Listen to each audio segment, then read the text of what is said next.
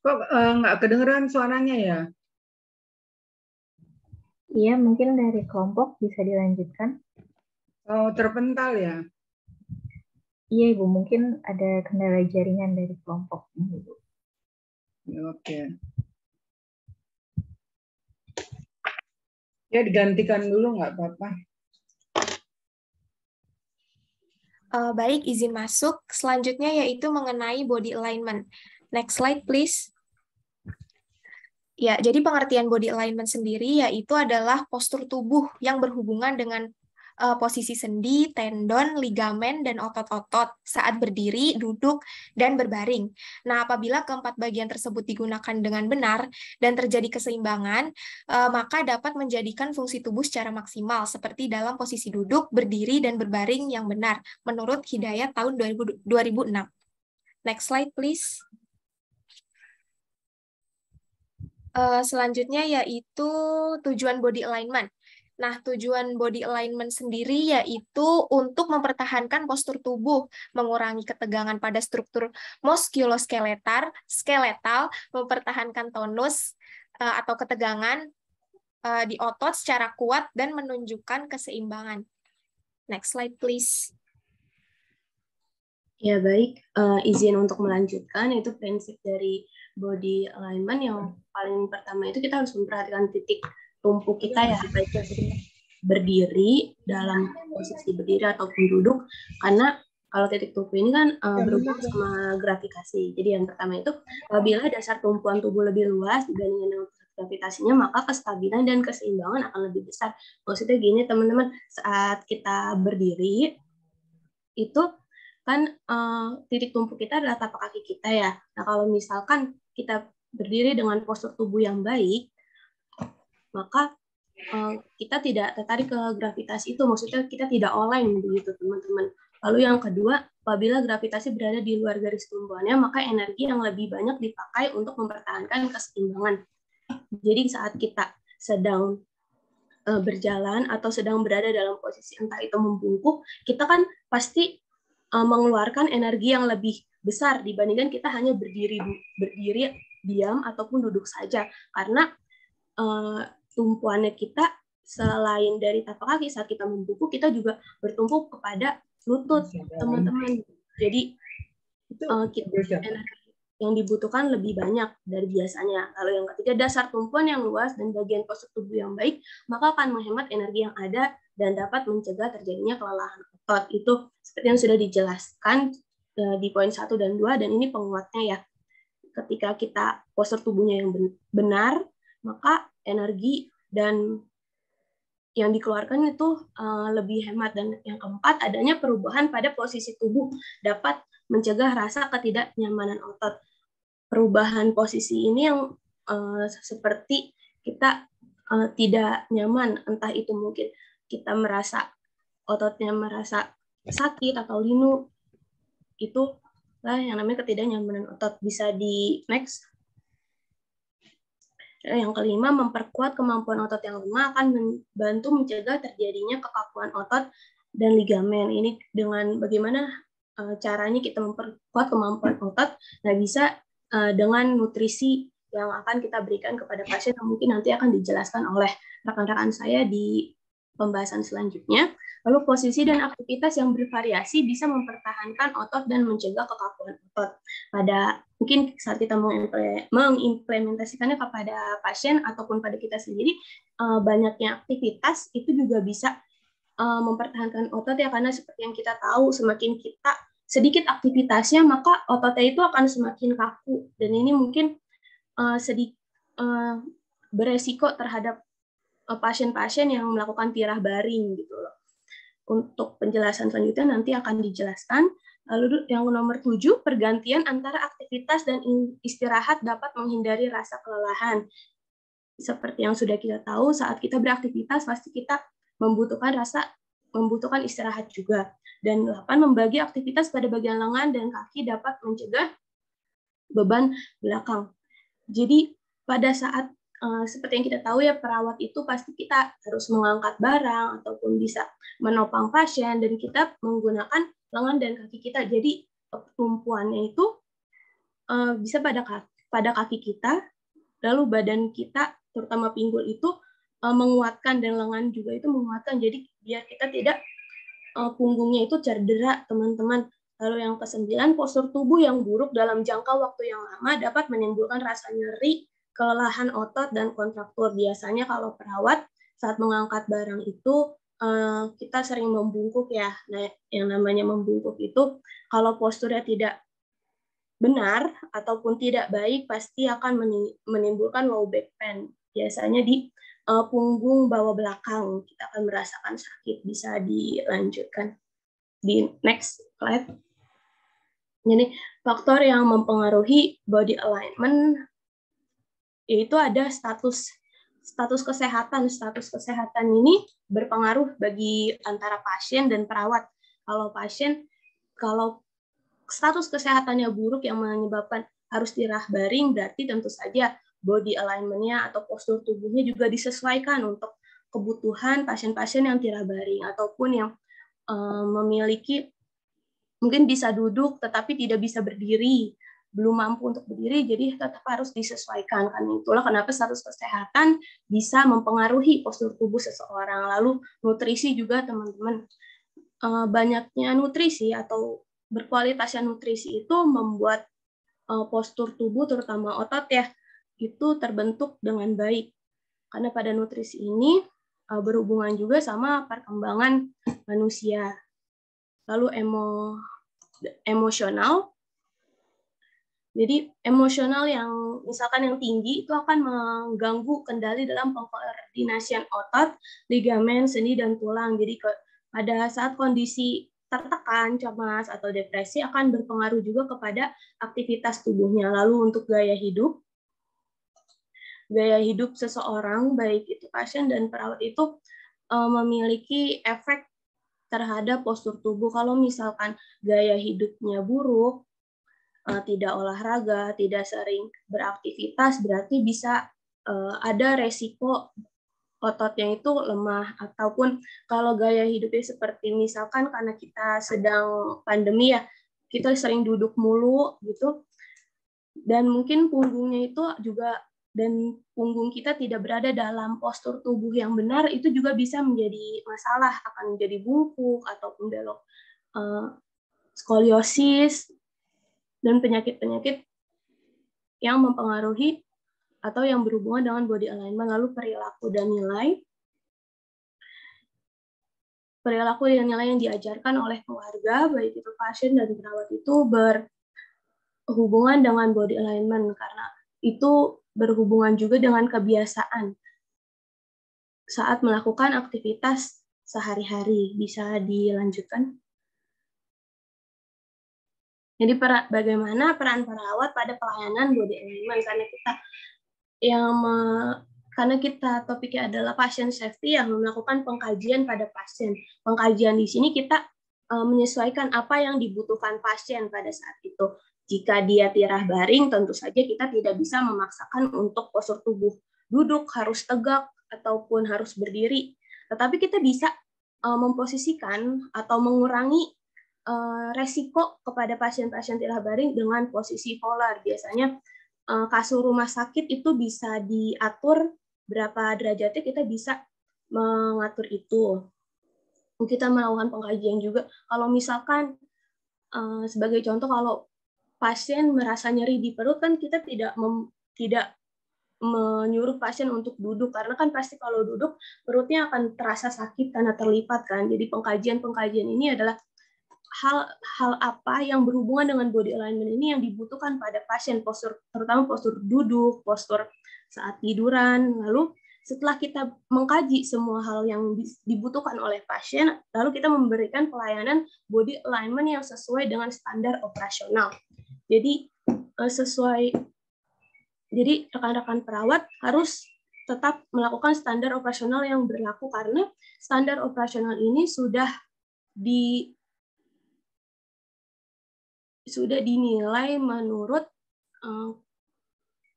keamanan yang berlaku pada pasien. Seperti saya ambil contoh pada pasien yang kita ingin memindahkan pasien dari tidur ke duduk.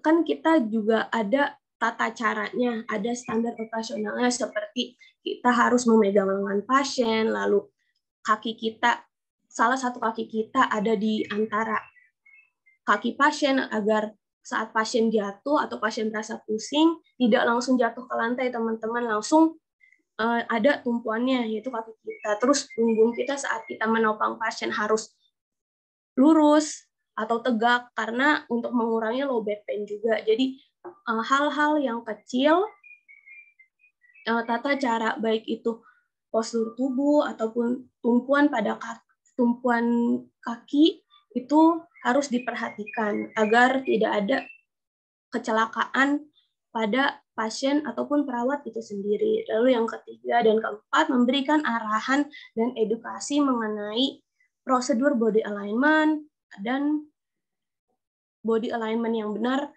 dan baik kepada pasien. Jadi kita memberikan edukasi bagaimana cara duduk yang benar ataupun cara tidur yang benar, sebagai misalkan salah satu contohnya pasien kan tidak bisa makan di luar kasur, maksudnya dia tidak bisa turun dari kasur, berarti kan kita harus mengedukasi, oh masih bisa makan di kasur, dengan biasanya pasien dibuat duduk gitu. Kita memberikan edukasi kepada pasien itu sendiri kalau pasiennya sadar ataupun keluarga pasien, karena kita tidak bisa membiarkan pasien untuk makan di kasur dengan posisi tiduran, karena itu kan akan tersedak, karena itu ada resiko tersedak juga kan. Jadi begitu. Lalu untuk misalkan pasien tirah baring kan itu harus posisi miring kanan, miring kiri beberapa kali sehari. Mungkin jika ada keluarga yang menemani, kita bisa memberikan arahan atau memberikan edukasi bahwa setiap beberapa menit sekali posisi tubuh pasien yang tirah baring harus diubah. Begitu teman-teman. Lalu next. Selanjutnya adalah nutrisi. Jadi nutrisi definisinya atau pengertiannya adalah sejumlah kandungan zat yang bisa berasal dari berbagai macam makanan, baik sayur dan buah-buahan. Nah, fungsi dari nutrisi itu sendiri memiliki peran sebagai alat dalam keberhasilan perkembangan organ-organ pada tubuh manusia.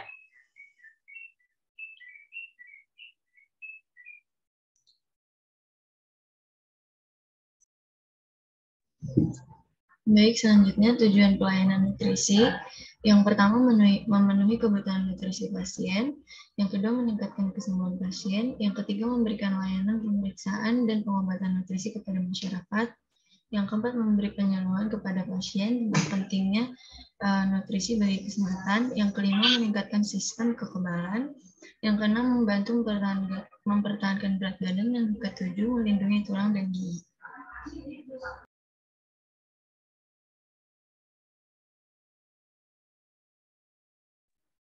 Baik, selanjutnya ada faktor yang mempengaruhi. Dulu, bentar. Untuk nutrisi tolong dijelaskan. Ya, itu maksudnya apa? Poin-poin itu tadi. Seperti yang telah dijelaskan sama siapa tadi yang terdahulu. Siapa tuh? Bagus tuh, ya. Siapa tadi yang maju, yang duluan? Naswa ya? Iya, Ibu. Ya, seperti yang dijelasin sama Naswa. Ya, silakan.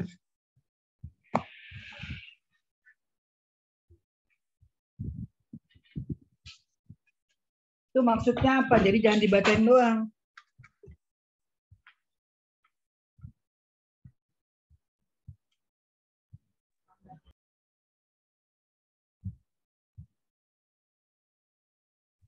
Ya, izin masuk. Yang pertama, memenuhi kebutuhan nutrisi pasien, seperti memberitahu kepada pasien apa saja kebutuhan nutrisi yang dibutuhkan oleh pasien tersebut. Yang kedua, meningkatkan kesembuhan pasien, menjelaskan juga kepada pasien, memberikan nutrisi pasien untuk meningkatkan kesembuhan pasien. Yang ketiga, memberikan layanan pemeriksaan dan pengobatan nutrisi kepada masyarakat, yaitu memberikan layanan pemeriksaan tentang nutrisi dan bagaimana pengobatan nutrisi jika ada malnutrisi yang diderita kepada masyarakat. Yang keempat, memberi penyuluhan kepada pasien, yaitu mengedukasi masyarakat atau pasien tentang pentingnya nutrisi untuk kebutuhan tubuh kita. Yang kelima, meningkatkan sistem kekebalan. Nutrisi dipercaya juga untuk meningkatkan sistem kekebalan tubuh. Yang keenam, membantu mempertahankan berat badan. Dengan adanya nutrisi juga dapat mempertahankan berat badan pada pasien. Yang ketujuh, melindungi tulang dan gigi.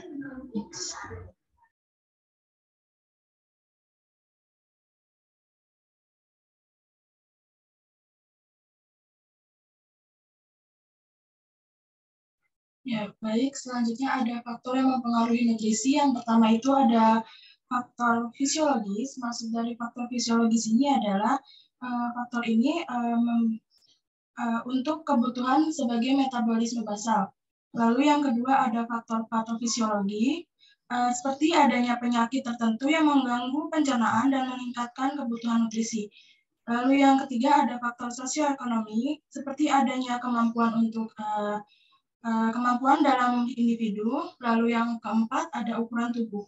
Nah, maksud dari ukuran tubuh ini bisa dijelaskan, jadi kalau misalnya tubuh yang lebih besar akan membutuhkan kebutuhan nutrisi yang lebih besar juga. Begitupun sebaliknya.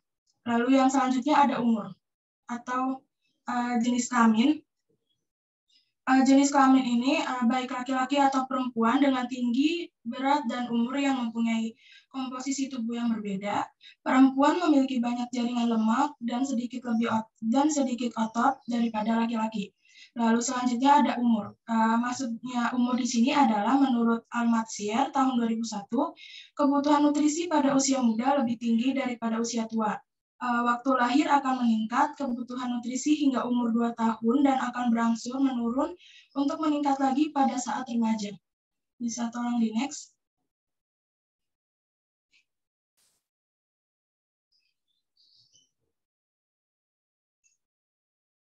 Baik, di sini ada peran perawat pada pelayanan nutrisi. Peran perawat dalam membantu pemenuhan kebutuhan nutrisi pada pasien sangat diperlukan. Makanan memiliki peranan yang sangat penting terhadap kehidupan manusia, antara lain untuk memelihara kesehatan tubuh, perawatan penyakit, dan penyembuhan penyakit. Nah, di sini ada beberapa peran perawat dalam pelayanan nutrisi. Yang pertama ada sebagai koordinator dalam pemenuhan kebutuhan nutrisi. Maksudnya di sini adalah perawat dapat melakukan hal-hal seperti mengkoordinasi seluruh pelayanan keperawatan, mengatur tenaga keperawatan yang akan bertugas, mengembangkan sistem pelayanan keperawatan, lalu memberikan informasi tentang hal yang berkaitan dengan pelayanan keperawatan pada sarana kesehatan. Lalu yang kedua ada sebagai kolaborator dalam pemenuhan kebutuhan nutrisi. Perawat bekerja sama dengan tim kesehatan lain dan keluarga dalam menentukan rencana maupun pelaksanaan asuhan. Peran ini dilakukan karena perawat bekerja melalui tim kesehatan yang terdiri dari dokter, fisioterapis, ahli gizi, dan lainnya. Dengan berupaya mengidentifikasi pelayanan keperawatan yang diperlukan termasuk dalam diskusi atau bertukar pendapat dalam penentuan bentuk pelayanan selanjutnya. Lalu yang ketiga ada peran perawat sebagai konsultan dalam pemenuhan kebutuhan nutrisi. Peran perawat di sini adalah sebagai konsultan dalam pemenuhan kebutuhan nutrisi pada pasien sebagai tempat konsultasi terhadap masalah atau tindakan keperawatan yang tepat untuk diberikan. Peran ini dilakukan permintaan klien terhadap informasi tentang tujuan pelayanan keperawatan yang diberikan. Perawat berperan dalam membantu individu untuk memahami dan mengintegrasikan makna kehidupan saat ini sambil memberikan bimbingan atau dorongan untuk melakukan perubahan. Bisa tolong di next. Selanjutnya istirahat dan tidur. Next. Secara umum istirahat berarti suatu keadaan tentang rileks, santai, tanpa tekanan emosional, dan bebas dari perasaan gelisah. Sebagai pembanding, pasien tidak beraktivitas tapi mereka sulit mendapatkan istirahat. Selanjutnya pengertian tidur. Tidur merupakan suatu keadaan perilaku individu yang relatif tenang disertai peningkatan ambang rangsangan yang tinggi terhadap stimulus dari luar. Keadaan ini bersifat teratur. Jangan baca pelan-pelan, kamu kayak presentasi. Kalau itu kamu cuma bacain doang, ya. Iya, Coba. Ya, baik, izin melanjutkan. Tidur merupakan suatu keadaan perilaku individu yang relatif tenang disertai peningkatan ambang rangsang yang tinggi terhadap stimulus dari luar. Selanjutnya, pendapat lain juga menyebutkan bahwa tidur merupakan suatu keadaan istirahat yang terjadi dalam suatu waktu tertentu, berkurangnya kesadaran, membantu memperbaiki sistem tubuh atau memulihkan energi. Tidur juga disebut sebagai fenomena di mana terdapat periode tidak sadar yang disertai perilaku fisik, psikis yang berbeda dengan keadaan terjaga. Next. Selanjutnya, tujuan istirahat dan tidur. Tujuan dari istirahat dan tidur adalah untuk mengatasi kelelahan, menghemat energi, memulihkan pikiran dan tubuh, dan untuk menikmati kehidupan secara penuh. Istirahat juga dapat memulihkan kesegaran dan fungsi organ tubuh. Yang dimaksud mengatasi kelelahan yaitu seperti setelah beraktivitas, untuk menghemat energi, tidur setelah beraktivitas juga diperlukan istirahat dan tidur untuk menghemat energi dan juga memulihkan pikiran.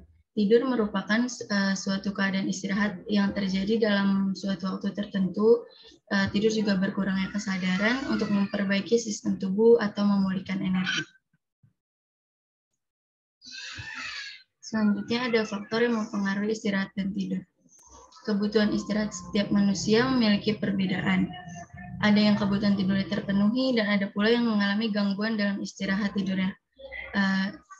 Selanjutnya ada faktor-faktor yang dapat mempengaruhi tidur. Yang pertama itu ada status kesehatan.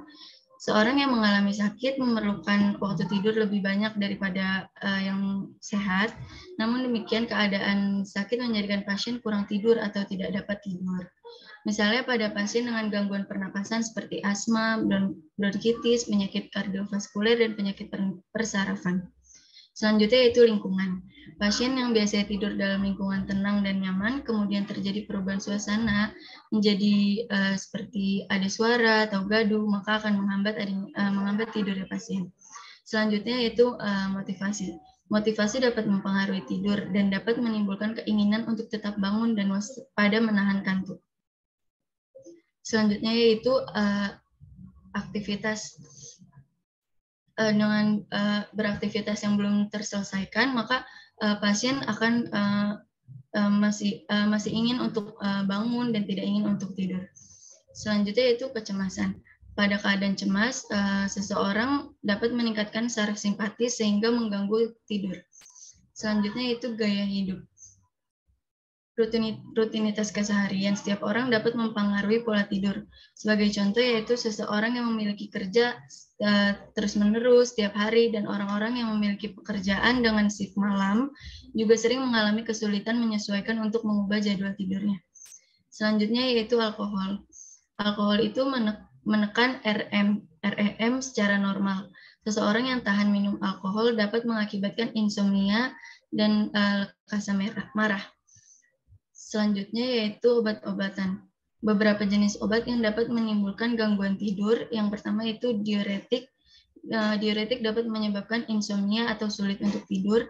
Yang kedua antidepresan, yaitu menyupresi REM sehingga gangguan tidur juga tidak dapat tidur dengan baik. Selanjutnya yaitu kafein, meningkatkan saraf simpatis.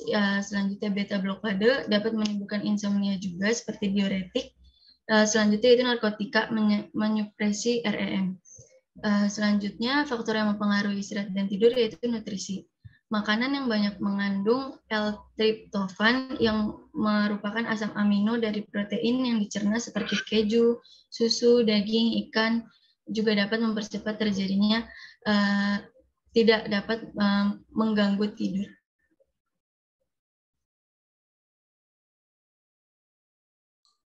Ya, baik. Saya lanjutkan. Itu peran perawat dalam memberikan pelayanan istirahat dan tidur. Yang pertama itu identifikasi faktor yang mengganggu tidur, baik itu fisik, psikologis. Sebenarnya poin 1 dan poin 3 ini berhubungan ya teman-teman, kurang. Karena yang poin 3 itu bisa dilihat kurangkan atau hilangkan distraksi lingkungan dan gangguan tidur, baik itu kebisingan, pencahayaan, suhu, matras, dan tempat tidur. Jadi sebelum kita melakukan tindakan, kita juga harus mengidentifikasinya apakah ruangan pasien, terutama tempat tidur pasien itu bersih, ataupun ada benda-benda tajam, karena kan kita tidak tahu ya apa yang terjadi di ruangan itu, karena ruangan itu kan pasti kosong, baru setelah itu pasien datang. Kita harus identifikasi lalu cahayanya, lalu berisiknya pasien, terutama bagi pasien-pasien yang rawat inap itu di yang satu kamar itu ada beberapa orang. Nah, itu kita harus memperhatikan juga, karena kan pasti setahu saya di rawat inap yang ada beberapa orang itu pasti berisik, itu yang pertama. Terus yang berisik karena baik dari televisi, karena pasti ada yang ingin menonton televisi, itu juga bisa menjadi faktor yang mengganggu tidur. Terus suhunya, karena suhu itu kan ada beberapa pasien yang tidak tahan dengan suhu dingin, ataupun dia maunya suhu yang biasa saja, ataupun mau yang dia gampang dingin, jadinya suhunya dinaikkan gitu. Lalu tempat tidur itu sendiri, apakah tempat tidurnya itu posisinya itu sudah nyaman bagi pasien, jadi pasien merasa tidak terlalu datar posisinya, karena kan kita harus menyesuaikan dengan kondisi pasien juga. Lalu yang kedua, identifikasi pola aktivitas dan tidur. Kita harus mengidentifikasi pola tidur pasien ini bagaimana, apakah dia tidur siang. Jadi kalau misalnya tidur siang berarti kan untuk tidur malamnya itu sedikit larut ya dibandingkan orang-orang yang tidak tidur siang sama sekali. Lalu aktivitas pasien, apakah selama perawatan pasien itu beraktivitas lebih banyak, entah mungkin karena dia meringis kesakitan, itu kan tetap gerak sana gerak sini, ngebuat pasien itu merasa lelah kan, terutama apalagi bagi pasien-pasien yang merasa nyeri, itu pasti pergerakannya itu benar-benar terganggu. Lalu setelah kita identifikasi, kurangi potensi cedera sebelum tidur. Untuk mengurangi potensi cedera sebelum tidur ini, biasanya di dalam bed rumah sakit itu ada yang namanya pagar penghalang. Nah, biasanya kita memberikan edukasi kepada keluarga, kalau misal pasien yang tidur, tolong dinaikin penghalangnya itu agar pasien tidak jatuh gitu. Atau kita juga bisa mengingatkan kepada pasien itu sendiri jika pasien mampu. Lalu sesuaikan jadwal pemberian obat dan tindakan untuk menunjang siklus tidur yang terjaga. Maksudnya ini ada beberapa obat yang memang membuat pasien itu mengantuk. Nah, tapi kan kalau tidur terlalu banyak itu tidak bagus juga ya. Tidur yang berlebihan itu juga tidak bagus. Jadi mungkin untuk obatnya ini, biasanya obat malam biar pasiennya tidur malamnya ini bisa nyenyak begitu. Jadi tidak dikasih obatnya pada saat siang hari. Lalu anjurkan pasien menepati waktu tidur. Jadi kita sudah memberikan, karena kita sudah tahu pola tidur pasien bagaimana, kita juga sudah tahu kebiasaan pasien tidur jam berapa, kita anjurkan kalau misalkan pasien itu lewat dari kebiasaannya, kayak misalkan jam 9 biasanya pasien udah tidur, tapi karena ada satu dan lain hal, kita pasti harus inisiatif untuk menanyakan kenapa tidak bisa tidur. Jika mungkin ada yang mengganggu pasien dan bisa kita bantu, terutama untuk masalah kenyamanan dan keamanan itu sendiri, maka kita akan bantu begitu. Agar jam tidur pasien itu tidak berantakan, walaupun kondisinya tidak memungkinkan atau pasien merasa nyeri, kita bisa juga mengurangi nyerinya, atau pasien tidak nyaman dengan posisi tidurnya, kita juga bisa mengurangi itu. Karena itu kita harus menanyakan kenapa pasien tidak tidur sesuai seperti yang biasanya, lalu edukasi penggunaan obat tidur. Untuk penggunaan obat tidur ini kan pasti ada yang namanya batas penggunaannya, ataupun bagaimana penggunaan itu sendiri. Kita harus mengedukasi itu secara rinci. Jangan sampai pasien kita mengasih obat apapun itu, terutama obat tidur, karena dalam topik ini sedang membicarakan itu, pasien merasa obat tidurnya ini tidak ada efeknya, ataupun malah membuat jam tidurnya itu berantakan. Begitu. Jadi karena kan obat tidur itu fungsinya hanya untuk membantu pasien untuk istirahat. Jadi jangan sampai obat tidur yang kita kasih tanpa menjelaskan efeknya, tanpa menjelaskan bagaimana penggunaannya itu menjadi hal yang berbalik pada pasien dari tujuan awalnya. Begitu penjelasan dari saya, dan mungkin hanya segitu saja penjelasan dari rekan-rekan kelompok 5, bisa dilanjutkan lagi kepada moderator. Terima kasih.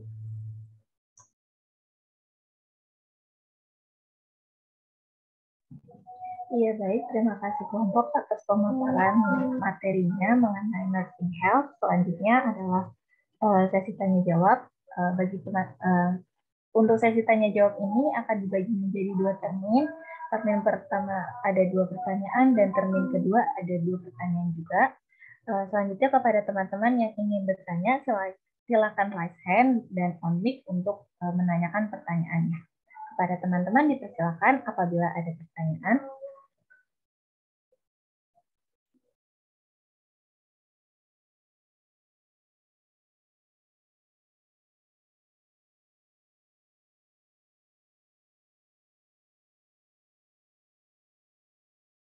Ya, silakan ya, jangan lama-lama sebutkan pertanyaannya. Ya.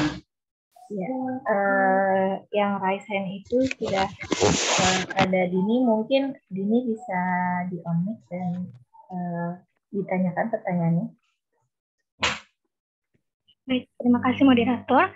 Sebelumnya izin bertanya apakah suara saya sudah terdengar dengan jelas? Ya, cukup terdengar jelas, Dini. Ya, baik. Sebelumnya izin memperkenalkan diri. Saya Dini Terikawati, izin bertanya pada kelompok 5. Pada saat penjelasan prinsip body alignment, salah satunya yaitu yang pertama tadi ada dasar tumpuannya lebih luas dibandingkan dengan pusat gravitasinya. Itu untuk menjaga tadi yaitu kan berdiri. Ini maaf, suaranya agak kurang jelas tadi. Mungkin bisa diperbaiki dulu. Ya, baik. Mohon tunggu sebentar ya moderator.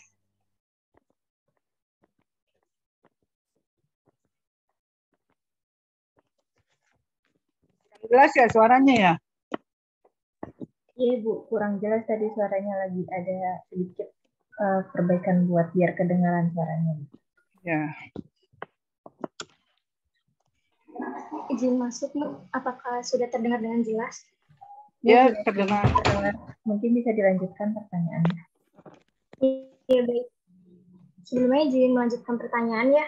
Tadi seperti yang sudah dijelaskan oleh kelompok pada penjelasan prinsip body alignment, salah satu poinnya yang pertama tadi kan ada dasar tumpuannya, dasar tumpuan tubuh lebih luas dibandingkan dengan pusat gravitasinya kan untuk menjaga keseimbangan. Dan salah satu contohnya tadi berdiri dengan tumpuannya kaki. Dan yang kedua tadi yang gravitasi di luar garis tumpuannya itu kan memakai energi lebih banyak untuk mempertahankan keseimbangannya.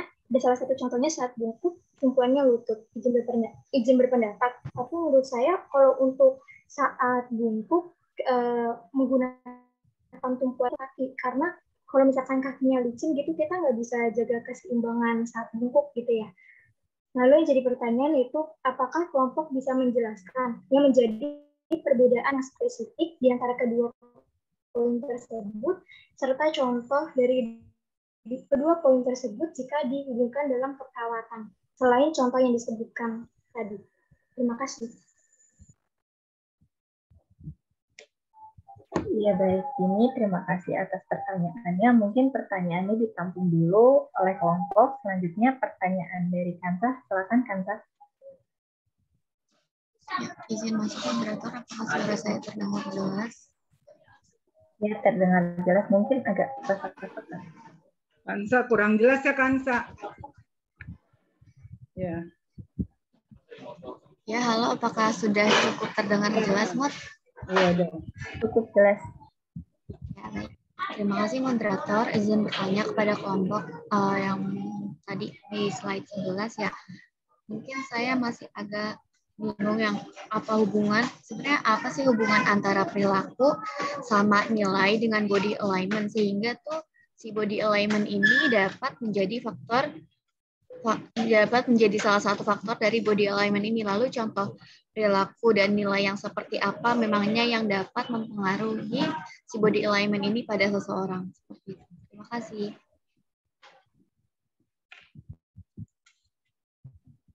Iya baik, terima kasih kepada Kansa. Karena untuk termin pertama ada 2 pertanyaan, mungkin dari pertanyaan Dini dan Kansa, kelompok bisa langsung menjawab pertanyaannya. Oh, mungkin ditampung aja dulu ya, baru 2 kan? Ya, silakan yang lain. Ya, kepada teman-teman yang ingin, apabila ada teman-teman yang ingin bertanya lagi, dipersilahkan.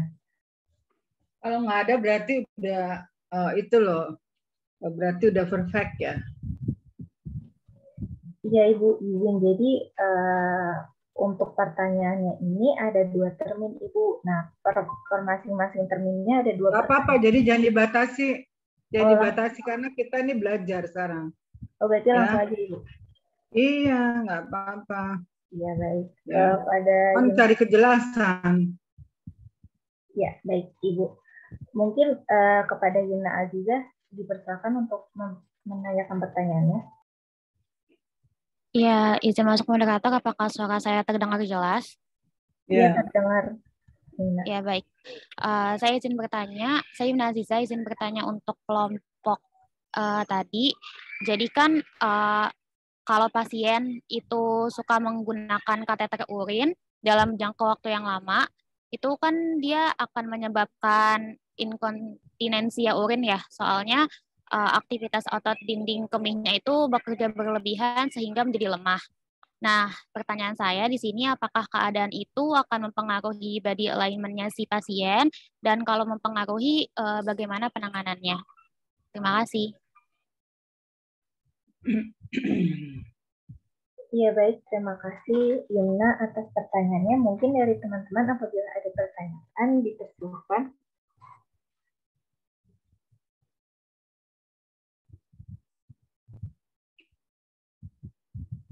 Ya silakan, jangan terlalu kelamaan. Ya silakan dijawab aja dulu yang ada. Ya baik, sambil menunggu teman-teman yang lain bertanya, mungkin dari kelompok silakan untuk menjawab pertanyaan tadi yang dari Dini, Kansa, dan juga Yuna.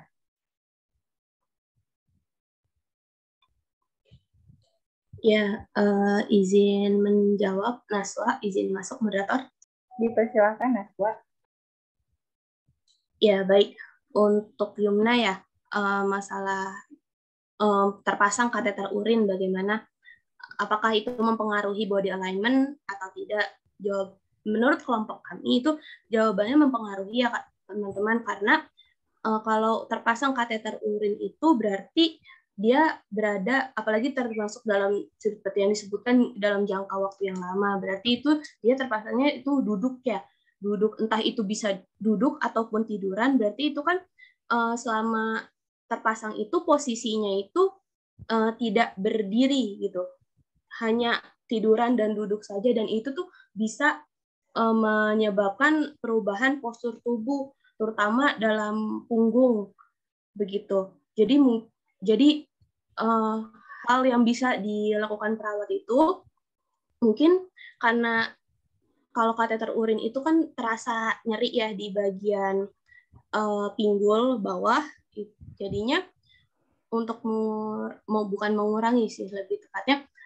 agar ekstremitas atas juga. Jadi karena yang bawah ini sedang nyeri, berarti kan kita hanya bisa mengurangi resiko itu pada ekstremitas atas. Jadi kita bisa mengurangi itu dengan cara punggungnya itu bisa diposisikan, terutama dalam posisi duduk. Jadi tidak hanya tiduran terus begitu. Jadi posisi, entah itu posisi polar, entah itu yang duduknya jadi 90 derajat, kita ubah di situ, pada posisi saat dia memakai kateter urin, karena kita juga tidak bisa memaksakan dia untuk berdiri ataupun berjalan atau melakukan gerakan-gerakan yang bisa menimbulkan rasa nyeri pada saat terpasang kateter urin. Begitu Yumna, apakah terjawab? Ya, jadi pada dasarnya karena kateter urin itu kan mengikat seseorang yang memang bisa dia berjalan, tapi jalannya itu dia harus hati-hati banget ya gitu. Selalu pasti dia berubah menjadi agak pelan ya kalau misalnya dia bisa masih berjalan ya. Karena apa? Takut tercabut ya. Kalau tercabut kan si pasiennya udah jelasin kalau tercabut potensi perdarahannya tinggi. Ya jadi dia takut ya. Nah, terus atau dia tiduran dalam jangka waktu lama, berarti itu menimbulkan kelelahan ya pada bagian-bagian tubuh tertentu ya atau bagian-bagian yang tertekan. Nah, untuk mencegahnya gimana? Nah, mencegahnya lakukan ambulasi di tempat ya, rubah posisi ya gitu. Rubah posisi miring kiri, miring kanan, duduk ya kalau bisa masih digerakkan bagian tangannya digerakkan. Kalau infusnya tergantung di tiang infus kan dia masih bisa bergerak ya. Tapi yang jelas bisa merubah itu kalau kateter itu terpasang pada pasien CA Bully dalam jangka waktu yang tahunan. Nah, itu dia akan jelas terlihat merubah body alignment ya gitu. Oke, paham? Ya, nah disitulah Anda bagaimana caranya supaya kakinya nggak mengecil, ya karena kurang digerakin. Terus tangannya juga jadi kurang berfungsi karena ketakutan menggunakannya, ya gitu. Atau malas, padahal masih bisa digerakkan, ya gitu. Itu fungsi perawat. Oleh karena itu setelah diidentifikasi, oh ini bagian ininya masih bisa digerakin, oh bagian ininya masih bisa diberdayakan. Nah, sehingga Anda seorang perawat tahu apa yang harus dilakukan pada pasien itu supaya tidak terjadi kalau otot kurang digunakan berarti terjadi proses pengecilan. Nah, itu nggak bagus ya. Nah, kemudian kalau kurang digunakan juga akhirnya terjadi otot lelah atau kelemahan ya pada otot-otot tersebut dan pasien mungkin berdiri agak gemetar ya gitu. Oleh karena itu memang perlu dilatih oleh perawatnya. Ya, tadi berbagai posisi tadi yang dikatakan oleh teman Anda. Nah, permasalahannya adalah apakah itu ada di makalah Anda enggak, Naswa? Kalau enggak ada, berarti kan betul pertanyaan teman Anda itu akan mengacu ke sana gitu. Jadi untuk lebih penyempurnaan ya gitu. Oke, kita lanjutkan. Ya baik, Ibu, saya izin masuk, izin melanjutkan ya kepada kelompok, dipersilakan untuk menjawab pertanyaan Dini dan Kansa. Iya, izin masuk moderator. Ya, dipersilakan. Ya, sebelumnya saya Nabila dari perwakilan kelompok 5 Manajemen Pasien Safety, izin menjawab pertanyaan dari Kansa. Pertanyaannya itu yaitu apa hubungan antara perilaku nilai dengan body alignment sehingga dapat menjadi faktor body alignment, lalu contoh perilaku yang seperti apa yang dapat mempengaruhi body alignment pada seseorang. Nah, jadi kalau menurut saya untuk pengaruh dari faktor perilaku nilai ini contohnya itu seperti seseorang misalnya si A, dia ini dituntut dengan lingkungannya untuk bekerja keras secara fisik. Misalkan dia menjadi kuli gitu, kuli bangunan yang dimana dia harus mengangkat benda-benda berat seperti batu bata, pasir, batu, dan lain-lain. Nah, dengan dia melakukan pekerjaan itu secara terus-menerus bertahun-tahun, maka itu akan menjadi faktor di mana nantinya body alignment dia akan berpengaruh gitu terhadap apa yang dia kerjakan saat ini gitu. Seperti itu Kansa, apabila ada yang kurang mohon dimaafkan. Apa sudah terjawab? Ya itu perilaku kan tadi perilaku dan nilai. Kalau nilai misalnya contohnya kebiasaan-kebiasaan ya kan kayak orang Jepang tuh. Berpapasan misalnya hike gitu, terus dia kan nunduk ya. Nah kalau Anda perhatikan emang banyak orang Jepang itu kalau berjalan dia lebih nunduk ya gitu, saking dia sopannya bukan main, lebih sopan dari kita gitu. Ya itu bisa jadi perilaku dan nilai bisa mempengaruhi itu tadi. Kalau perilaku kerja Anda juga bisa juga orang jongkok harusnya rata dulu, atur rentang jarak kaki kanan kiri ya, supaya lebih kuat, terus baru Anda jongkok ya kan. Nah ini Anda males jongkok, terus Anda menggunakan langsung ambil membungkuk ya. 10 kali bungkuk berarti besok Anda nggak bisa datang ke rumah sakit lagi. Karena apa? Karena terjadi kerusakan pada saraf-saraf yang berada di medula spinalis yang ada di dalam tulang belakang ya gitu. Makanya akhirnya susah jalan, kemudian kadang-kadang susah sampai BAB ya gitu, kadang-kadang sesak napas karena saraf-saraf itu mempengaruhi organ-organ pernapasan ya gitu. Terus satu lagi tidur ke kiri atau ke kanan. Nah makanya kenapa kita harus tahu apa sih medula spinalis itu isinya. Terus apa yang terjadi kalau misal kita sering membungkuk, akhirnya sarafnya kejepit yang dibilang back pain. Nah itu juga perilaku tuh ya. Jadi selain dari yang dikatakan oleh si Nurkhalisa, itu banyak terjadi sama diri kita. Kalau pasien mungkin kan itu contohnya bukan pasien. Nah kalau pasien mungkin kebiasaan dia ngapain misalnya, contohnya mungkin nggak jauh beda dari kita ya gitu. Terus berjalan contohnya, dia biasa jalannya rapet banget. Nah, terus karena dia dalam kondisi lemah, potensi jatuh tinggi enggak? Tinggi. Ya, itu kan kejadian yang tidak diharapkan di dalam MPS. Nah, akhirnya Anda langsung berdirikan dulu, terus ditata kakinya, Bapak agak diregangkan kakinya gitu. Baru melangkah satu persatu supaya dia lebih ajak menata meletakkan kakinya di lantai gitu. Paham ya?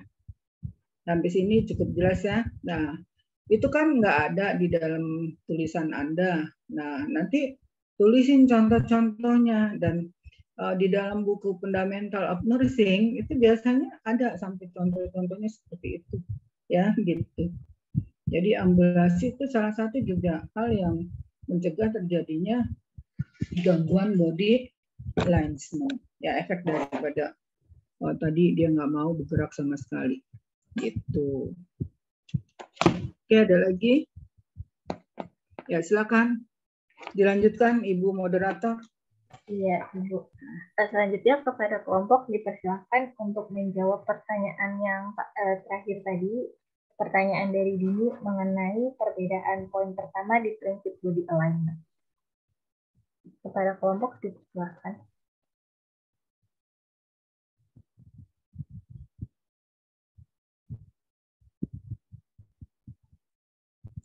Ya, baik.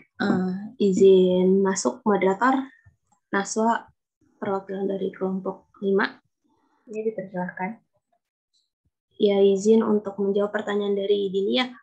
Apa perbedaan spesifiknya antara prinsip poin pertama dan poin kedua? Kalau poin pertama itu bisa dilihat ya. Nazwa.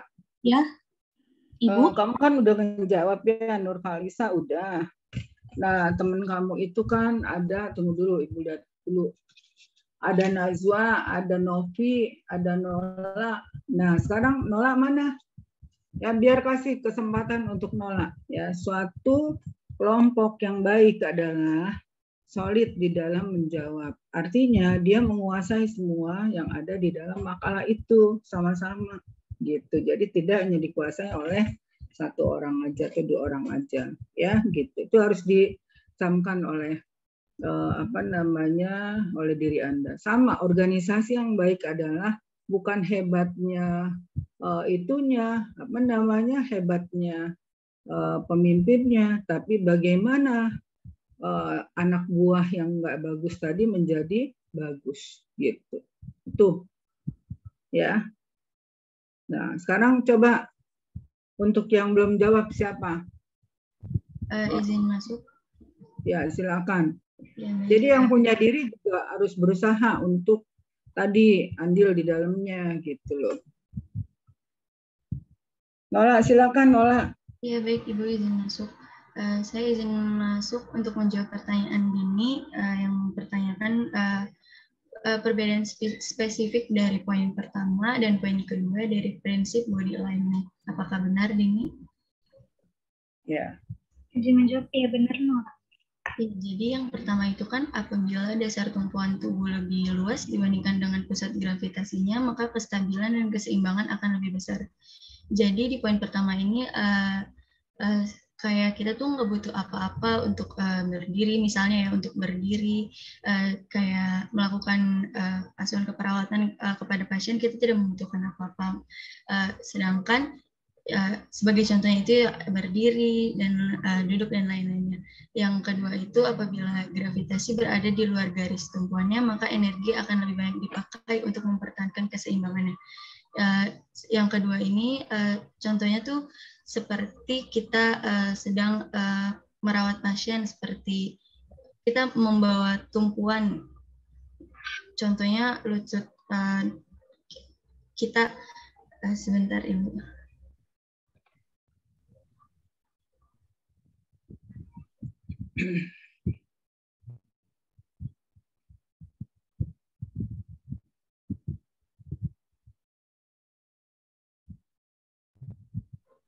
Ya, yang kedua itu seperti butuh bantuan, kita membutuhkan effort untuk body alignment, butuh bantuan gitu loh.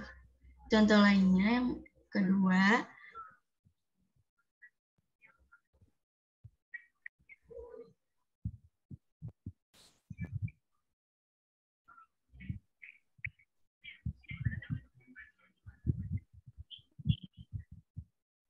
seperti menopang pasien Ibu, jadi kaki kita juga butuh kerja seperti itu Ibu, seperti lengan kita juga untuk mengangkat pasien itu juga butuh effort. Jadi seperti itu Ibu menurut saya. Ini apakah terjawab? Iya. Sebelumnya dari Bu Nelly, apakah ada tambahannya Bu? Ya. Jadi memang dasar tumpuan tubuh ya bila lebih luas dibandingkan dengan pusaran itu akan lebih kokoh ya, lebih kuat keseimbangannya. Makanya ini prinsip ini digunakan pada saat kita membantu pasien ya gitu. Pasien itu kan cenderung dia jalannya ngerapet terus pelan, sehingga itu memudahkan pasiennya jatuh. Makanya kita berdirikan dulu pasiennya, agak diregangkan, misal kita membantu dia di kamar mandi ngapain misalnya. Nah itu memapah dia ya supaya enak, seperti itu gambarannya pada saat berdiri ya.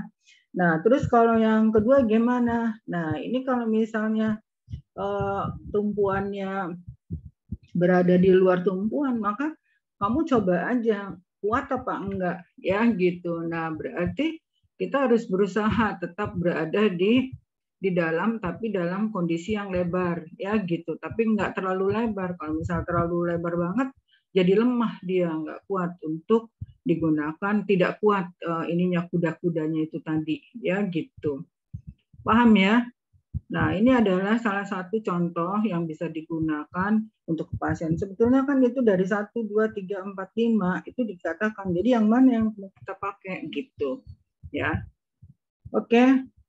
Jadi prinsip body alignment itu harus diingat gitu. Oke lanjut. Sekarang kita lanjut ke Ibu, kepada teman-teman yang apabila ada yang ingin ditanyakan kembali ke kelompok, dipersilahkan. Ya. Sebelumnya saya moderator tolong ya Angelina, kamu keluarin pertanyaan ya, kamu jangan tidur mulu. Kemudian sama Zadwina, silakan munculkan pertanyaan. Ya nanti nggak bisa apa-apa. Oke, silakan munculin pertanyaan. Oke. Zadwina, silakan munculin pertanyaan sama Safira. Ya. Pada teman-teman yang ingin bertanya, silakan. Ya, kita tungguin ya Zadwina ya, munculin pertanyaan. Ya. Iya baik Ibu. Ya, silakan. Moderator. Ya, silakan. Sama Safira ya, Safira Ibu tunggu pertanyaan kamu. Jadi coba aja di off, Ibu akan munculkan pertanyaan atau Ibu akan pertanyaan ke Anda. Jadi belajar menghargai teman kamu lagi presentasi. Oke. Silakan. Moderator silakan. Ya, kepada teman-teman yang ingin apabila ada yang ingin ditanyakan, silahkan ditanyakan. Ibu, sebelumnya saya izin masuk. Kalau saya bertanya itu apakah diperbolehkan, Bu? Boleh. Kamu kan bukan kelompok kan? Iya, Bu. Ya, tapi Sabrina dulu tuh tadi mau nanya katanya. Oh iya, tapi udah ada yang raise hand, Bu, dari Moya Salim. Ya, sekarang Sabrina dulu yang saya suruh beri kesempatan karena dia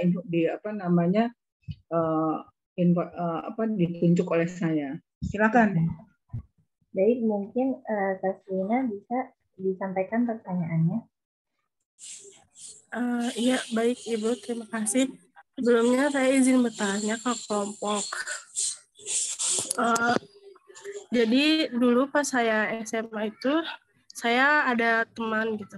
Jadi dia tuh kalau tidur itu selalu dalam keadaan posisi yang sama, tidak gerak sama sekali, Ibu. Jadi saya ingin bertanya, apakah jika tidur dalam keadaan posisi yang sama dari awal tidur hingga bangun lagi itu apakah berbahaya bagi tubuh atau bagaimana ya? Oke. Baik. Ya, baik. Itu mungkin pertanyaan dari Sabrina bisa ditampung terlebih dahulu. Selanjutnya kepada Moya, apabila ada yang ingin ditanyakan, silahkan.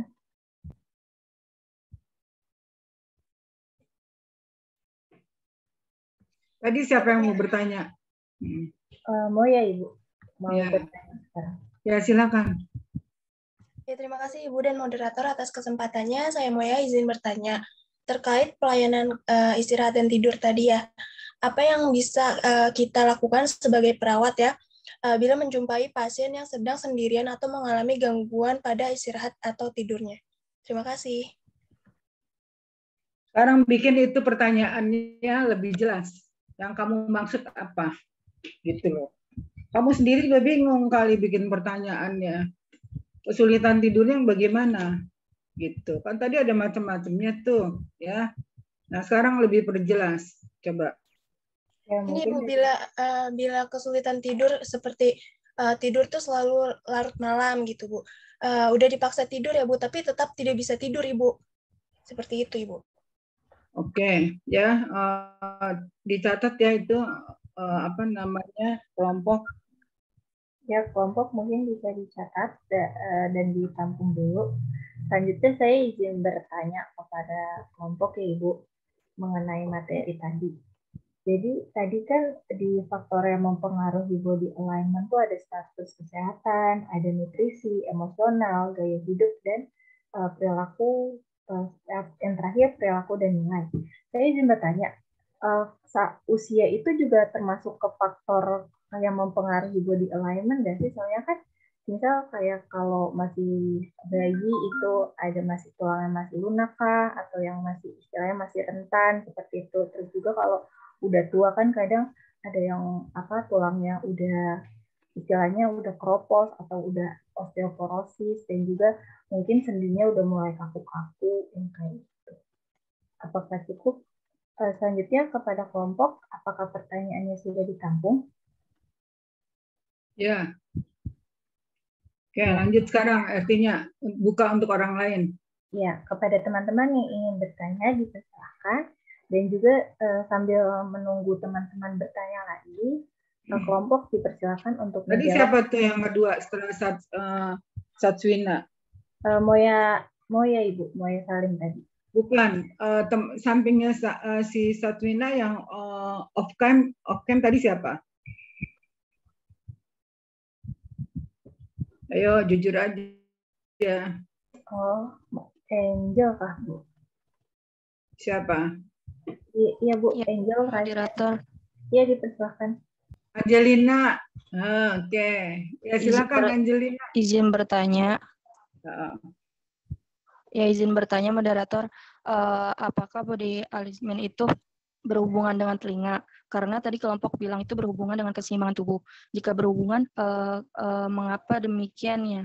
Terima kasih. Berhubungan dengan telinga. Dengan telinga? Iya, Ibu, berhubungan dengan telinga.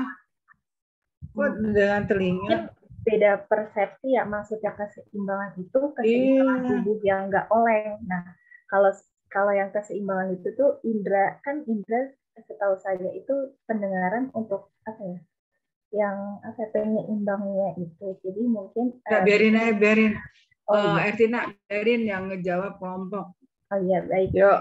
Kelompok dipersilakan untuk menjawab pertanyaan dari Syastina, Moya, Angeliana, dan saya. Karena dia presentasi udah bagus loh, tinggal tanggung jawabannya. Ya, emang ada yang kurang, ya. Tapi nggak apa, itu nanti ditambahkan ya di dalam penyempurnaan makalah. Oke, silakan kelompok. Yang pertama tuh, Syazwina.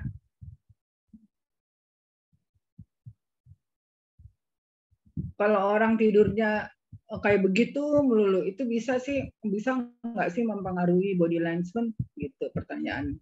Silakan dijawab kelompok. Yang belum menjawab itu satu saya orangnya nggak bisa ngasih nilai tanpa saya melihat langsung ya, tanpa saya mendengar itu bahwa dia ikut menjawab ya gitu. Tapi saya nggak suka kalau misalnya jawaban itu diborong oleh satu orang. Jadi harus berbagi orang, karena pemimpin yang baik itu harus membuat semua rakyatnya itu menjadi pintar ya. Yang belum jawab itu Nopi, ayo Nopi, silakan. Nopi, masuk nggak Nopi? Izin menjawab Ibu, iya sebentar ya Ibu, sedang didiskusikan bersama kelompok.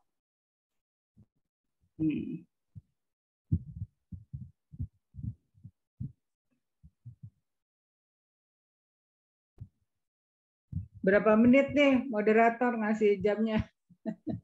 Iya, harusnya diskusi kelompok untuk menjawab pertanyaan dari teman-teman tadi. Saya beri waktu sekitar 3-5 menit ya. Apabila sudah ada jawabannya, dipersilakan dari kelompok untuk absen dan untuk menjawab pertanyaan dari temannya. Terhitung tadi ada 4 pertanyaan: pertanyaan Sasina, pertanyaan Moya, pertanyaan Angeliana, dan pertanyaan saya. Terima kasih.